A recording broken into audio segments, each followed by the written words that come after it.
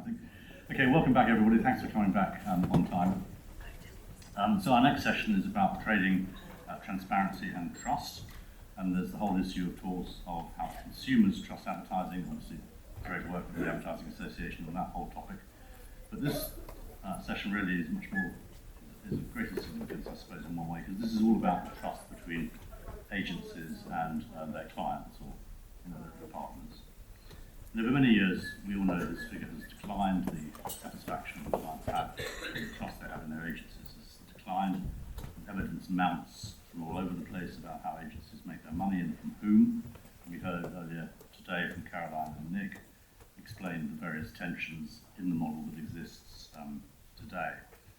So the issue is not quite so much about how the money flows, but that it flows in a rather murky manner, which is not shared or discussed or debated openly, and that's what we're going to do now. So please welcome to the platform Jenny Biggam, the owner of the 7 Stars.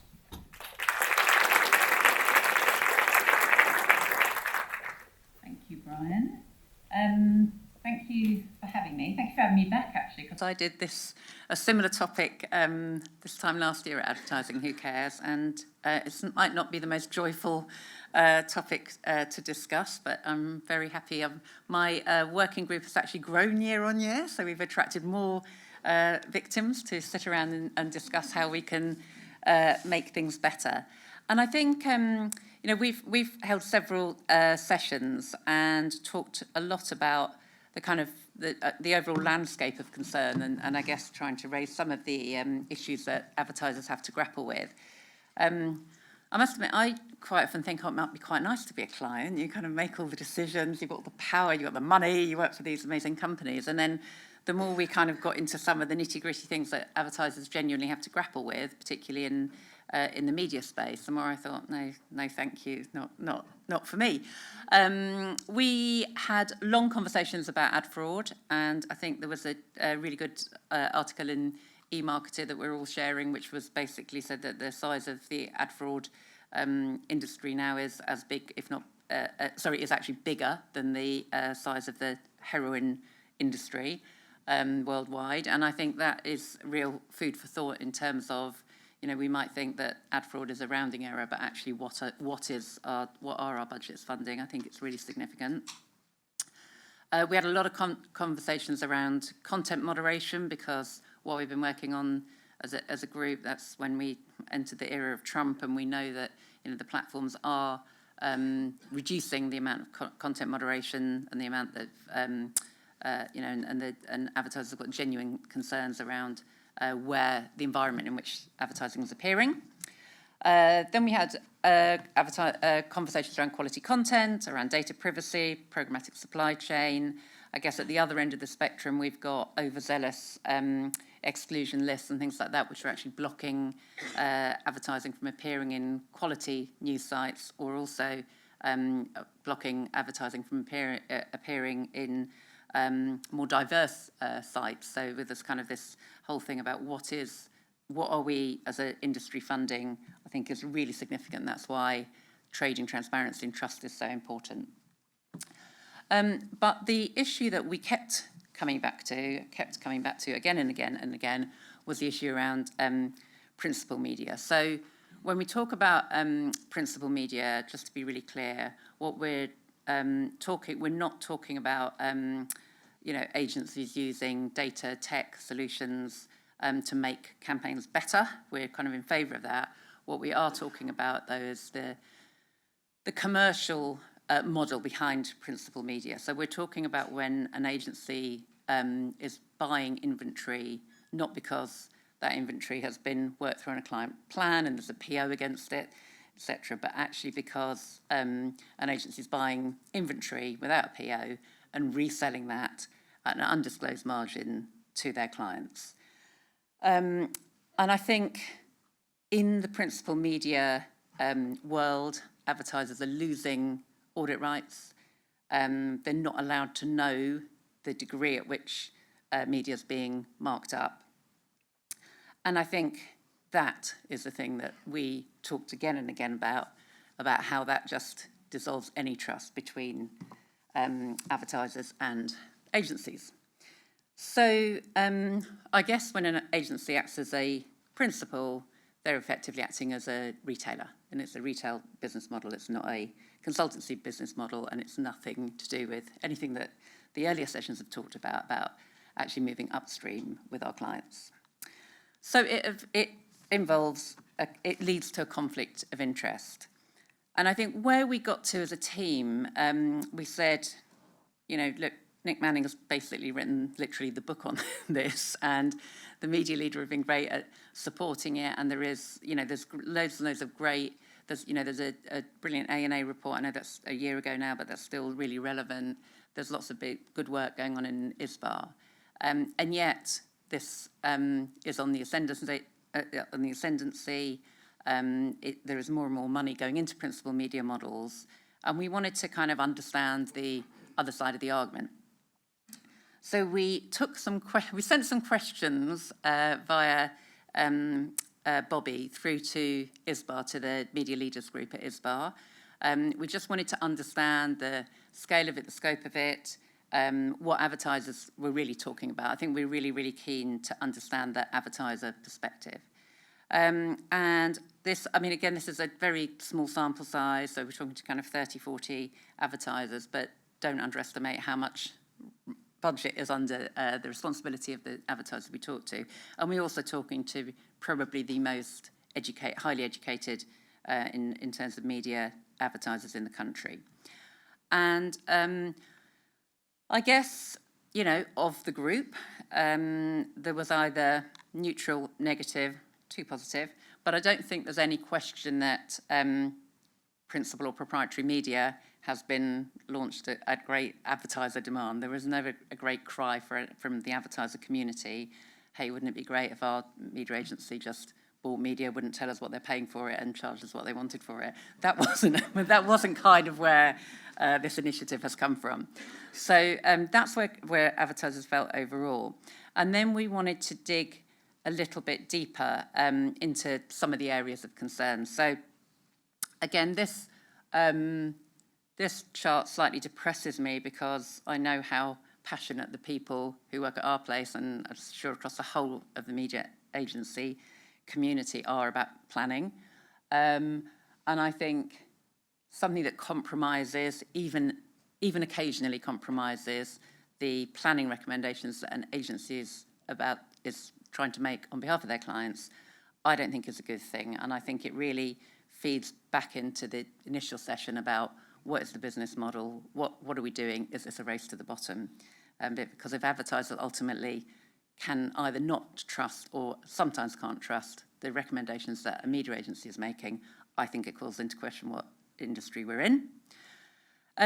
We talked about measuring ad effectiveness, and this was a little bit more neutral. So I think advertisers were either reasonably confident or neutral about the agency's ability to measure, to analyse effectiveness.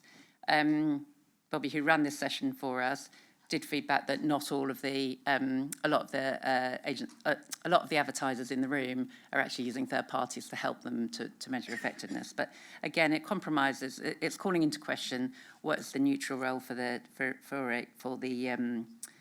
media agency. And then the final question we asked was kind of like, what's happening? Why is this so much on the ascendancy?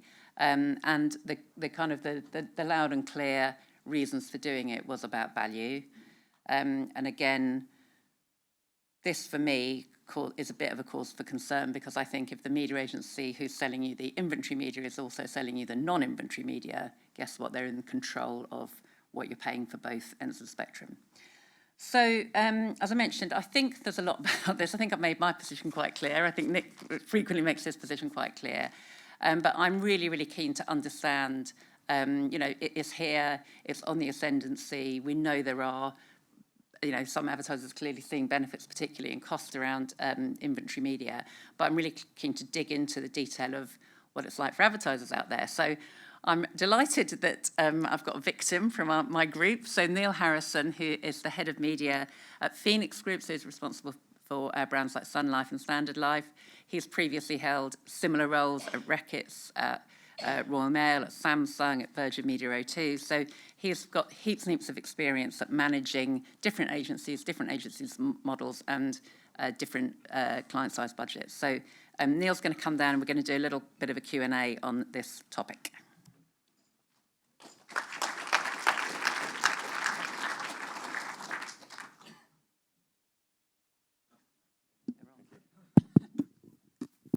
Is your mic on? Oh, there you go.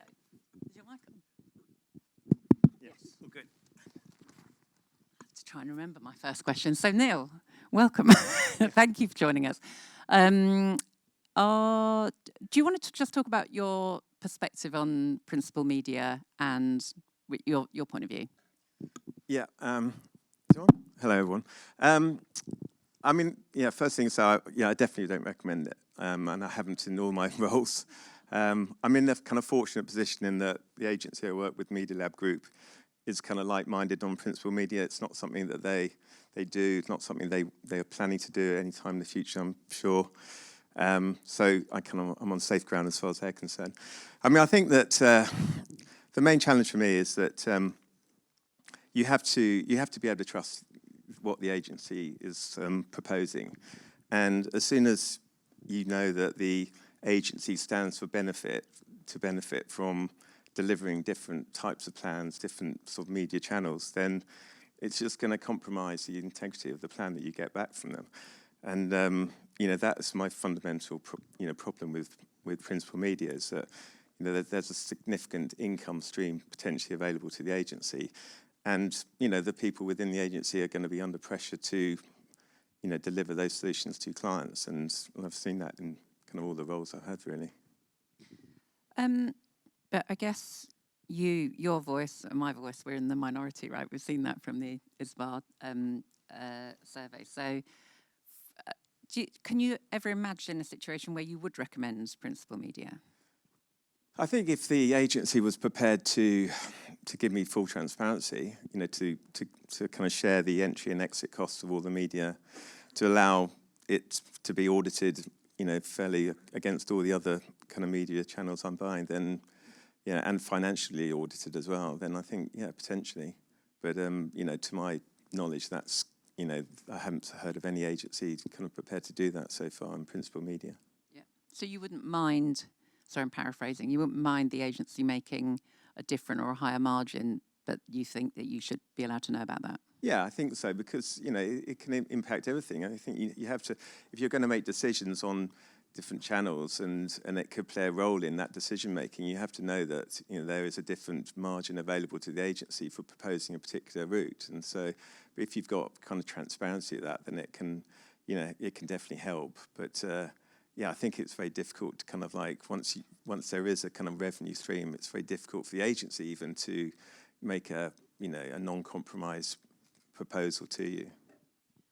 And how important is it for you to kind of decouple the cost of the media, the cost of the data, the cost of the tech, so you've actually got complete transparency throughout the value chain, rather than having a bundled CPM or whatever it might be? I mean, if it's all bundled up, it's almost impossible to see how different channels are performing. So when it comes down to effectiveness, if you've got models in place to try to model the effectiveness of different channels, when it's bundled up in that way, and if you can't see the pricing properly, then you'll never know really, whether, how strong those ROIs are, because you just don't have enough detail really. So yeah, so it's absolutely imperative really if you're going to be able to make those kind of decisions. And I guess we saw, again, through the ISBA media leaders, we saw the concerns around planning, which is one of the things that kind of didn't surprise me, but, pissed me off, if I'm honest, because I genuinely know we employ so many people who really care about planning and care about the work that they do.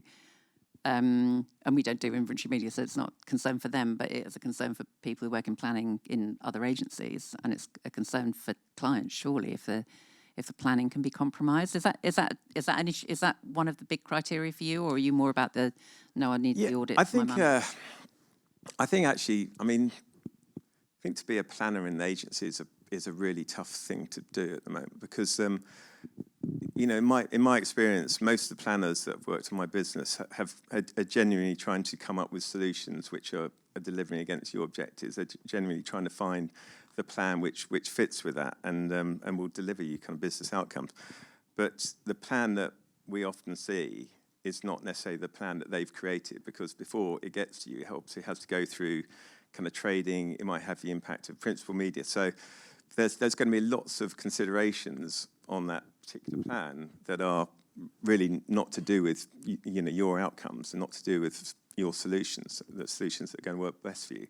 And so the plan you get has often been compromised by trading to some extent, and I think that's desperately difficult place for planners to be. And I think within the agencies themselves, I think trading has taken the ascendancy as well. So planners have been sort of slightly devalued, I think, and especially if they're not really even presenting the plans they propose, they have to go through trading, and then trading kind of impacts that plan. Then I think it's a really difficult place to be. And really, it's kind of the planners that are putting the real sort of heavy lifting, I think, into finding the solutions. So they're kind of gathering all the insight and really kind of thinking about your problems. And for them not to be able to kind of present the plan that they think is right for you is quite challenging, I think, for them.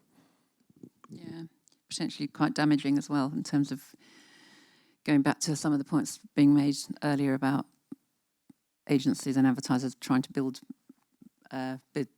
better value equation for their advertisers. So I guess we're kind of in violent agreement, which always makes for a bad panel. So I guess what is interesting... Well, you only had one person to try and get on the stage that was disagreeing with you. I know. We did try. I guess I guess I am quite interested in... we even saw that one of the questions that Isabel asked was it agency pressure, and it wasn't a huge, but for some, some of the advertisers were feeling under agency pressure to buy inventory media and buy undisclosed media. So I don't know if you've experienced that. I don't know if, without naming any names, it'd just be interesting to know what is the pressure. Yeah, I mean, there's definitely been pressure to entertain principal media, and. That can come from all directions. It can come from, colleagues in the same company, because invariably agencies are very well connected through the organisation. They might have a team. I'm VMO2 team was, 30 plus, and they've got connections throughout the company, right up to, to the C-suite. And if the kind of the agency team are kind of universally saying, you're losing value by not entertaining principal media, then that will come back to me and basically kind of as pressure to follow it. I think it was the key ally I had at VMO2 was the head of procurement, and he was very keen to look at it because he heard the potential additional value we could get from it. But when I kind of gave him the flip side of it and the challenges that it could potentially create, not getting the right plan and things like that, he just was happy to shut it down as well. So I mean, I think there's it's clearly a very profitable part for the agency to work in, and we know they're under pressure to deliver higher margins the whole time. So they're going to put pressure on where they can. And I guess this might be a difficult question to answer, because you've made your position clear that in all of the organisations you haven't really got into principal media. But in a world where advertisers are in principal media, what the role for the media auditor, does that kind of diminish? What the auditor? Mm. Yeah, I mean, the problem with the auditing is that I think it's, although you can't actually audit the principal media, certainly from a cost point of view, I think you can. I think it sort of depends on the sort of the agency you're working with and the contract you have with them. But I think that there are occasions when principal media can be quality audited, so you can see the quality of the inventory you're getting. But I think it's almost inevitable that a lot of the value will end up in the auditing pools. Because I don't think the auditors are really able to distinguish it from all the other buys. And so what it does, it means that the performance of clients that are doing principal media is going to be enhanced, because they've got a lot of additional value in there. it of course will devalue the kind of the cost of the pool overall, and so the clients and the agencies which are not doing it are therefore going to be on the wrong end of that equation, because they're going to be the ones that are showing, you know, premiums against a sort of artificially low pool, if you like. So it's really challenging from a pooling point of view, I think. Interesting. And I guess my final question really is, because I know we want to throw it open in a sec, if kind of principal media does prevail, do you see the kind of advertiser-agency relationship changing over time?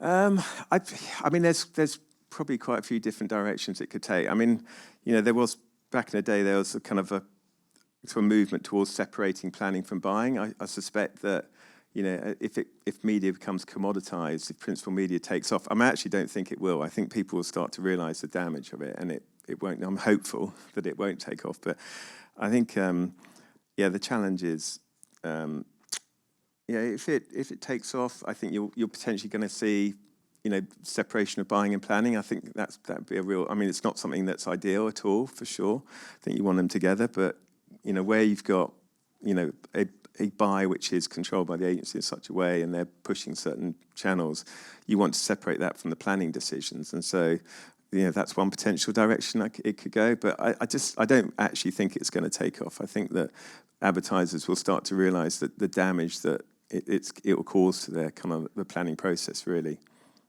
So that's an optimistic. Very good. I'm always an optimist. The other thing I just wanted to mention to kind of close up is that the team that have been working with me on this are really, really passionate about principal media and the whole area of trust, really, but principal media specifically, and how it is eroding trust and the kind of ecosystem. And we all wanted to, as I said, there's 15 of us, there's clients, there's consultants, there's former clients, there's media owners, there's a couple of other agency people, and we're all really committed to continuing to work together on this. So one of the things that we wanted to kind of throw open is that we're happy to, I realise it's kind of conference season and there's a lot to take in today, let alone in the next few months ahead of us, but we're very happy to set up some workshops, probably at ISPA, so we've got nice neutral territory to do it on, to dive a little bit deeper into what are the issues, how we can support, and how we can help any advertisers that have got any concerns about the practice and the future and where it's all going. So there's 15 of us, we've all offered to do that. We'll give our time for free, run free workshops, I should have said. So we're really happy to do that in terms of a bit of a legacy thing. Brilliant. Thank you very much indeed, Jenny and Neil. I think one of the points that I should have made right at the very beginning of this morning, and of course naturally forgot, is that what you're hearing today is the feedback from the work streams. What you're not hearing today is the point of view, it might be the point of view of the 7 Stars, for example. I mean, this is the point of view of a whole group of people who are coming together in a work stream to work towards a sort of common goal. Now, Jenny's been very responsive as a work stream leader in this, and we've talked a couple of times. And I remember you mentioning this, it was coming up as the hot topic. And I remember saying, well, you know, as you discuss more, maybe other topics, you kept saying, no, it seems to be this one. You know, this seems to be the one. From all sides, from all directions, this seems to be the topic of greatest interest. So with that, we've certainly got time for some questions. So would anybody like to kick us off? Yes, so there's one. Oh, yeah.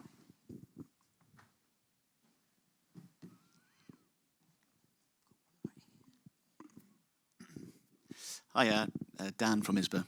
I was actually in the meeting when the survey was happening. It was very interesting as it was going on. Just as a point as well, there was actually someone who chimed up saying that they recently stopped doing principal trading within their plans, and they've never had a better experience with their agency. They feel things are being planned very neutrally. And very strangely, they said they'd seen CPMs go down as well. So that confused me quite a lot. But there's glimmers, you know, in terms of just looking for case studies, there is definitely different aspects going on, I think, even within our media leaders group. The one thing I wanted to ask, and it's, for you guys and maybe for anyone else in the room, because I feel like this is maybe a naive question, but because I am in my 30s, and as a marketing person, I've only ever done digital. But there's a great anecdote in the industry, which is that WPP funded Love Island wouldn't have happened if WPP didn't step in and fund it. And I think maybe it's one of those ones that sort of troped out as a sort of good reason for doing principal media, or like a sort of upfront. The production company or the broadcaster couldn't fund the content, so the agency did. And in that, I kind of feel like that makes sense. And I feel like if they should then get some sort of benefit of either cheaper prices or sort of airtime within those shows.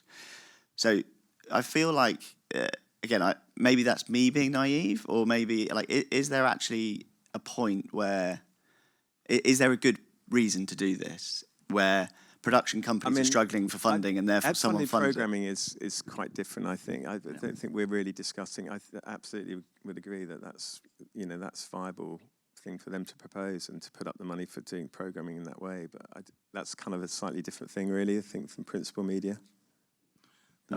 It's actually also quite a common practice. It's been a common practice for a while. I don't know any information about Love Island, but I know this is obviously it is quite a common practice. I worked in the States for a while. This idea of Wheel of Fortune exactly was one. Exactly. I think whoever we got to thank for Love Island, then we can do without that.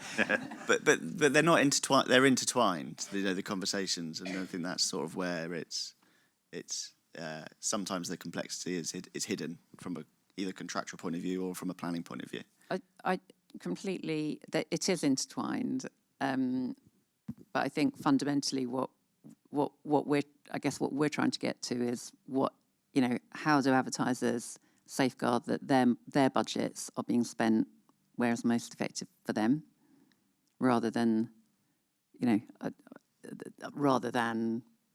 doing something completely separate where you're creating funds and then that's going into broadcasters in different ways. But I think what we're trying to get to is a place where clients have confidence in where their budget's being spent, clients have audit rights, clients know the price at which media, tech, etc. is being used on their plans. Yes, somebody way over there, if you're...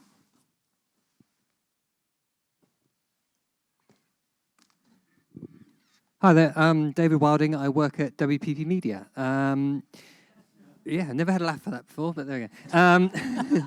I think to my surprise, I'm about to remark how and launch a bit of a balanced view on this, which does surprise me a bit, because I do understand the kind of the core principle and the way you describe it. It is a bit sort of ick-inducing the way you sort of describe it, as with lots and lots of things on your landscape of concern chart. There's a lot there to kind of concern us. One thing I would just like to say for balance is that, hand on heart, I've never been told as a media planner that I can't plan something because of proprietary media restrictions. And that goes to my short time here. Previously, I was a PhD, part of the Omnicom network, and my experience in big networks, genuinely, as a planner, is nobody tells me what to plan based on media trading considerations. Now, and there might be people in trading teams whose hair is on fire, anxious about that, but it genuinely doesn't seep through to the recommendations I've made for clients. And it might just be that no one's talking to me about it, but and choosing not to. But that's genuinely my experience. But I was interested, and I guess the question's about when you showed the ISBA chart on why clients use it. So the top 3 reasons were cost efficiency, improved performance, and incremental short-term value. And I think what that does, it points to short-termism, right? The kind of the theme we've talked about. Obviously, it also speaks to a broken agency model, which we discussed in the first session earlier. But I guess these things feel to me like they're the symptoms rather than the cause. People are behaving in this way because of the growth of short-termism. I guess my question is to all of us, how do we tackle the root cause, which is this kind of short-term requirement to either make money for ourselves as agencies or to help clients hit their short-term immediate targets?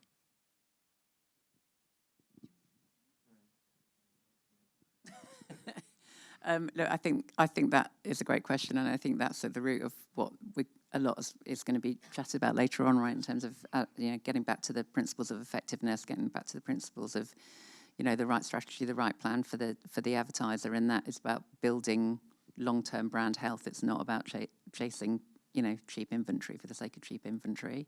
And I think that, again, you know, that is a lot of what we're talking about here.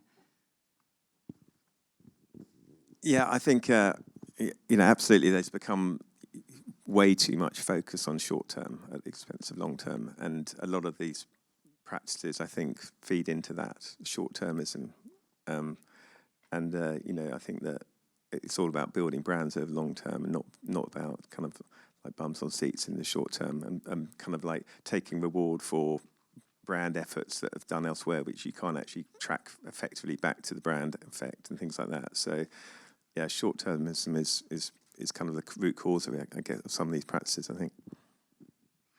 Yeah, it is a very good question. It is one that is going to come up again and again throughout today.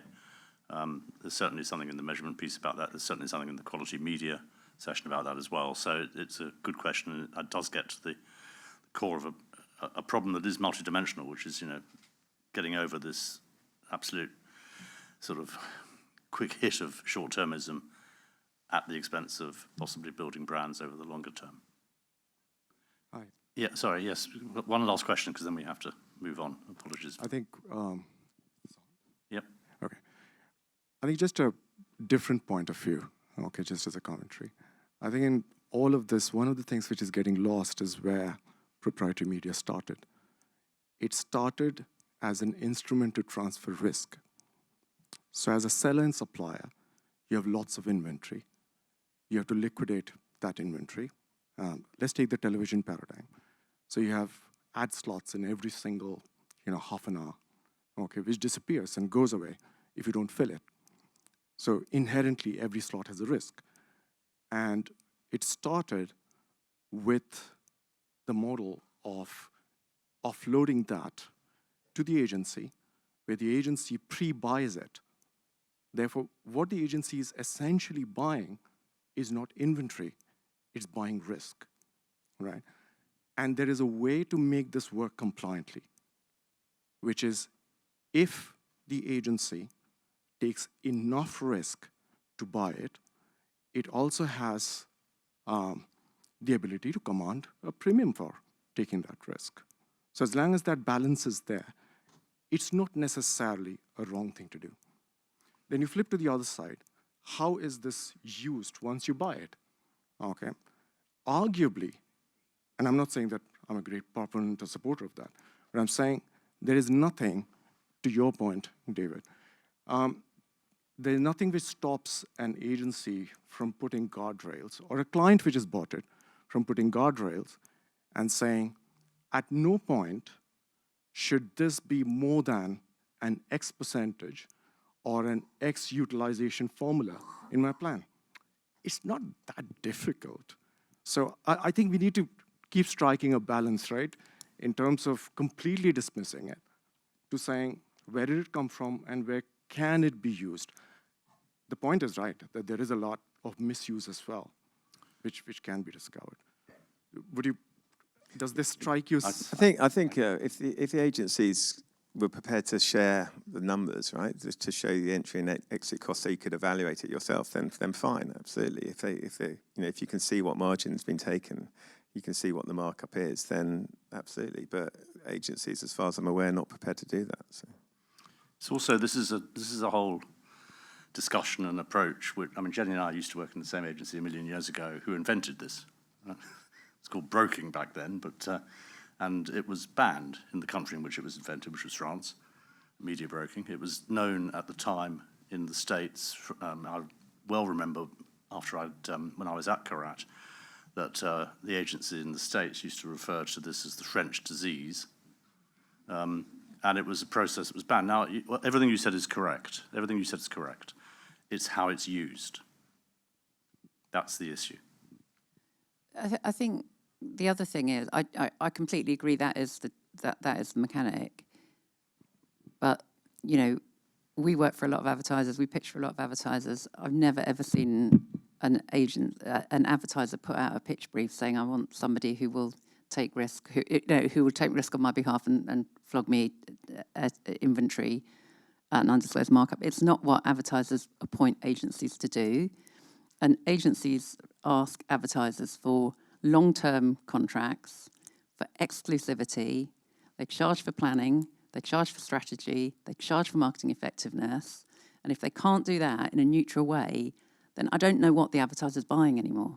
I really don't. I feel like we're just in this complete, melee of, are we a retailer, are we a consultant, where do we sit? So I completely agree that is the business mechanic behind it, but I don't think advertisers see their media partners in that way. Okay, we're going to move on. So thank you very much again to Jenny Biggam and Neil Harrison.